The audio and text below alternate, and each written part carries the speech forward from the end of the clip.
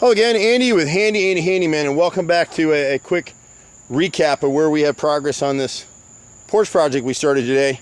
And if you go back to the early video, it didn't look like there was that much damage, and now you can see, you know, from those guys, this is what our boys ripped apart here today. Look at this. It's got carpenter ants in it, it's got dry rot. They didn't use a stick of pressure treated wood in this thing, and all they did was cut that decking roof, the decking on the roof short, and you wound up with this stuff.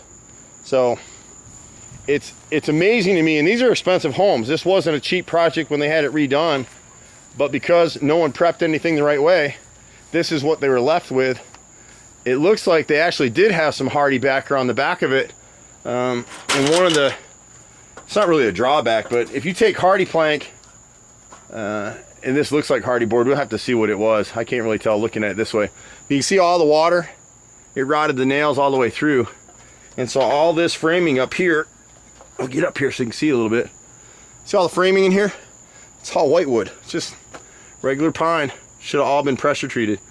So the posts are set on a 6x6 post on both sides, and you can see the posts themselves are good because they're pressure treated, but you see the 2x4 they scabbed on the side of it to build out the post. That's all rotted out. They're replacing all this stuff in here because all that is OSB.